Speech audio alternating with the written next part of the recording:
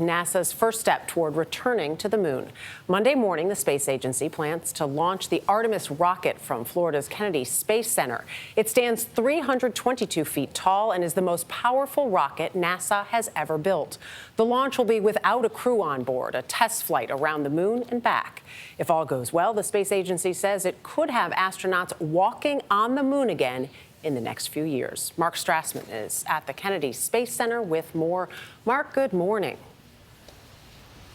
Good morning, Dana. Yeah, if it flies on Monday, it really ought to be something to see. You know, in its purpose and technology and its personnel, Artemis is very, very different, dramatically different than the Apollo era ever was.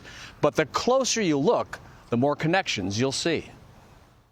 It's got to be one of the most proud moments of my life. To wander is to wonder. Golly, this time goes fast. Apollo's spectral images of space wanderers moonwalking helped define the 20th century.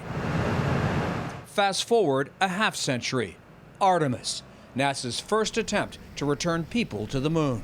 Where do you start? You just dust off the old Apollo manuals? You know, a lot of our guys did. Rick LeBrode, Artemis 1's lead flight director, took us inside the old Apollo mission control. By today's standards, NASA reached the moon using paltry technology, analog everything, rotary dial phones, and slide rules. It's kind of mind-boggling when you think about it. So we're all set for OpNav coming up. This is the Artemis mission control in Houston.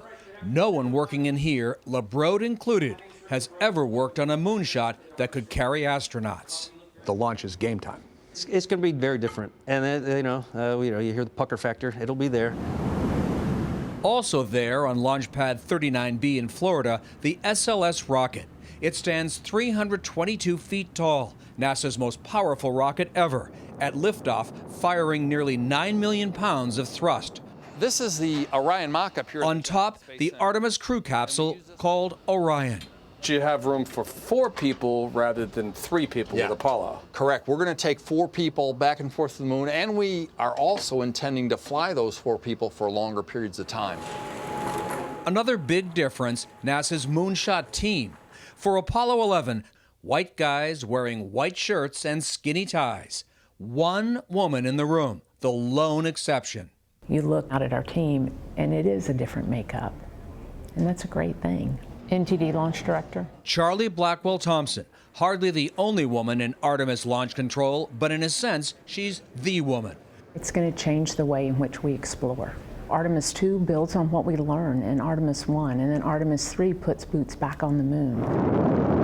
On this test flight, Artemis will send Orion into a distant lunar orbit, reaching roughly 40,000 miles beyond the moon, the most distant point ever for a spaceship that can carry humans. The mission will last 42 days before a splashdown in the Pacific. Like the Sls Rocket, the stakes for NASA are huge. We got to have a successful flight before we put the astronauts on the next mission. Otherwise, you're not putting astronauts on the next mission.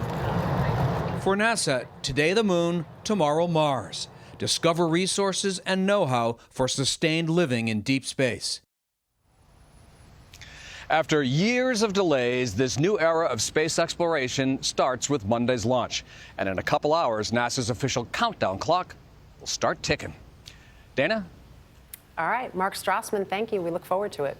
A CBS News documentary on the NASA program Artemis, America's new moonshot, will run this Sunday, 8 Eastern, on the CBS News streaming channel, or you can watch it anytime on the free CBS News app.